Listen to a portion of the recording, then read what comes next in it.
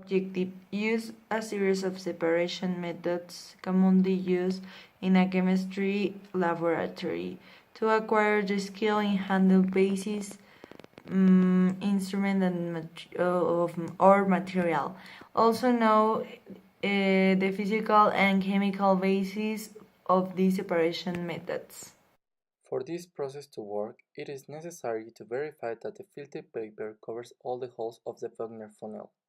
Moisten the paper and empty the mixture of soda and activated carbon. This filtration happens because of the pressure caused by the syringe. Place a small amount of big paper in a porcelain capsule, covered with a watch glass that contains ice on it, and heat it. After a while, you will see the separation of the substance under the watch glass. Place on the distillation flask the alcohol. Verify that all the materials are properly connected, and ignite the heater. Check the temperature continuously. Don't forget that the water must flow in the refrigerator. After a while, the alcohol will be separated. Practice 4 of the laboratory was useful due to the importance of know the techniques of separation like filtration, sublimation, or centrifugation. We saw the state change of the material, and I will use it to complement the topic that we have seen along the semester in the chemistry class. Also, we learned to distillate the alcohol using the laboratory equipment. We learned about some basic techniques at the lab, and this time we saw separation methods. We saw their advantages, disadvantages, which one to use in determined case, and we also learned how to set up the equipment in order to execute the process. We use basic laboratory techniques to separate substances. We use vacuum filtration or simple distillation for liquids and sublimation for solids.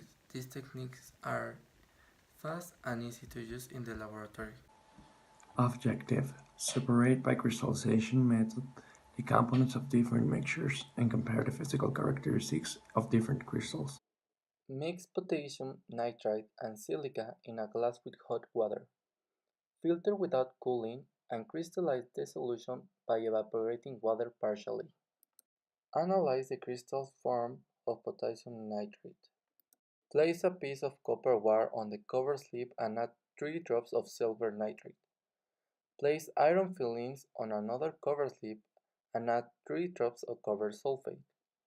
Finally, place zinc on another cover slip and add 3 drops of lead nitrate. Let them react for a few seconds and observe the crystal form under a microscope. We did the practice number 5 in the laboratory, which consists in do crystals with components like KNO3 or CuSO4 too.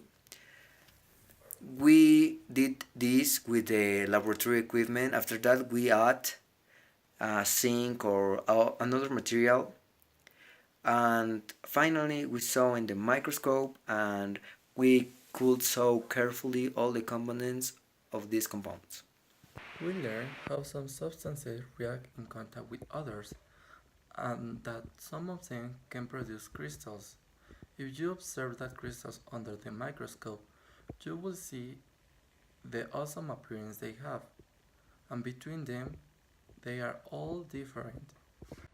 My conclusion is that we have to know all the stuff that we are going to do in lab class, and at the same time we can describe all the things that we can see after the experiment, like the crystals that we do in the lab class in the practice 5, because we can create a crystallization form. The objective of the laboratory practices have been reached because we learned the techniques of separation, also the use of the laboratory equipment, and we will use it over the semester. Therefore, this was useful.